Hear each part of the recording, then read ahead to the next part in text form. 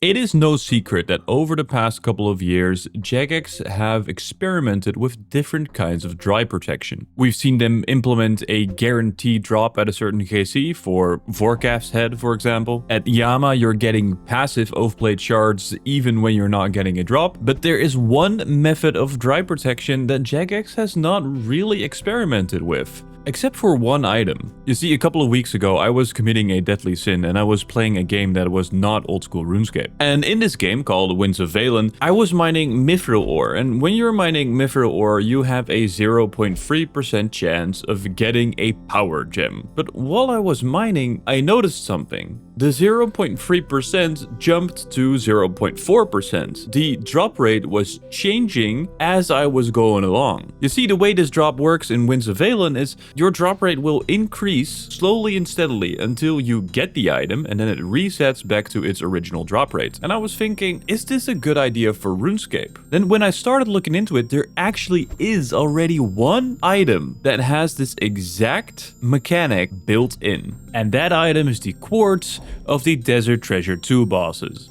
So today we're going to have a look at what this dynamic drop rate actually looks like in practice and whether it is the best form of dry protection. And we're going to compare it against the other forms of dry protection that are currently in the game and see which one is actually the most preferable for future content. So let's have a closer look at how the quartz actually works. We'll take the blood quartz as an example from Vardorbis. On the wiki you will see that the blood quartz has a drop rate of 1 in 204, but this drop rate is only accurate if you've already gotten a blood quartz before. If you've never gotten a blood quartz, the drop mechanics are very different. So let's assume you've never had a blood quartz before. Your drop rate will then start at a rate of 1 in 200, and for each kill you do where you do not get a blood quartz, that drop rate decreases by half. So after 1 kill, the drop rate becomes 1 in 199.5. After 2 kills, it's 1 in 199, all the way until you reach 300 kill count, and the drop rate is now a flat 1 in 50. Now this can be a bit confusing, so let's have a look at what the average amount of KC is that you would need to do before you get your first blood quartz. And then we'll call that average the effective drop rate. Well, if we look at this graph, we see that you have a 50% chance of getting your first quartz at 117 KC. But the average is going to be 135, which means that our effective drop rate is going to be 1 in 135. Now let's compare this with a regular drop that also has a drop rate of 1 in 135. And what you can see is, as is the case with most dry protection mechanics, with the regular drop rate you will be more likely to get lucky. And you can see this in the median. With a regular 1 in 135 drop, 50% of the players will have the item by 94 KC. Whereas we just saw that for the blood quartz it is 118. But that is more than compensated by the later end of the distribution.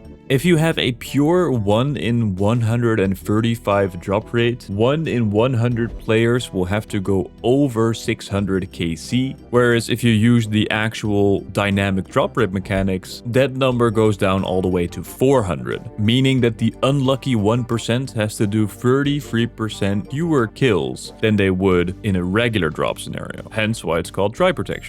But that is just the regular drop rate. We have plenty of other forms of dry protection, so why not compare against those as well? And then let's see which one we like best. And to illustrate this, let's compare the quartz drop rate with 2 other mechanics. One mechanic is what I call the free hit of a 1 in 45, which is basically the same drop rate mechanic as getting a Vestige, where you have to hit the drop rate 3 times, but the drop rate is much more common. And now I've changed it to a 1 in 45 such that the average is the same as the quartz. And we have the Vorkath's head mechanic, which is you have a flat drop rate all the way through until you hit a certain KC. In our case, it's going to be 223, and then you are guaranteed to get the item if you haven't had it yet. And now what's interesting here is that for the Vorkath's head type mechanic, this is the only mechanic where the 50% chance point, or the median, actually lies to the right of the average. You would need 139 KC to get a 50% chance at the item, while the average is 135, which means in that mechanic you're less likely to get lucky, but that's compensated by being guaranteed to drop at 223 if you haven't gotten it yet. And then there's the always controversial free hit mechanic, the Vestige mechanic. And now what's typical for this type of mechanic is that it is borderline impossible to get really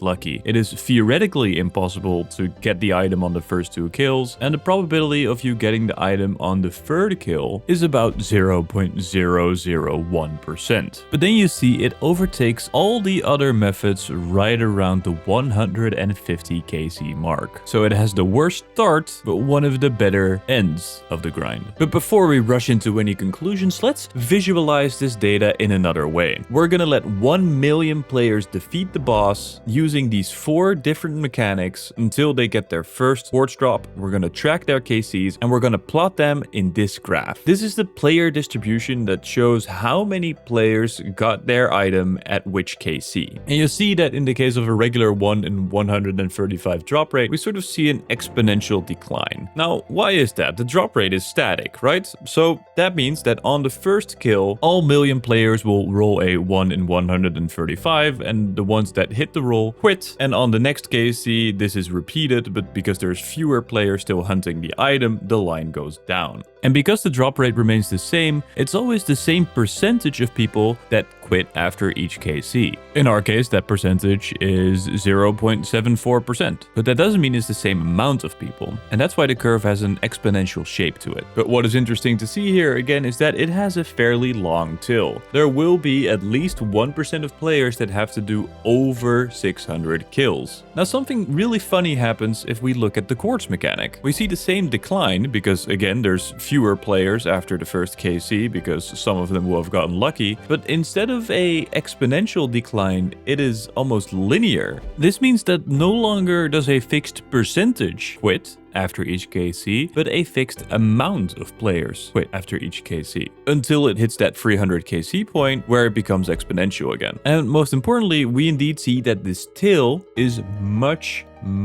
shorter, meaning that the probability of you going super dry is a lot lower, because by the time you're going dry, it is only a 1 in 50 drop rate instead of a 1 in 135. And now if we take the Vestige mechanic again, the problem becomes a lot more obvious. Let's have a look at how many players complete the Vestige at 1 KC. It is 0 people. And the amount of people that complete a Vestige at 3 kills, which is the first theoretical point you can complete it, is also nearly 0. It takes about 20 to 30 KC to see an actual chance of spooning this item. Whereas in all the other dry protection mechanics, you can get lucky from the very first kill. And then we can look at the hard cap, the Vorkath's head. Now this distribution is gonna look a little wonky because there's gonna be a huge spike at 223 KC. And that is because, well, about 2/3 of the players will get the drop before they hit that KC.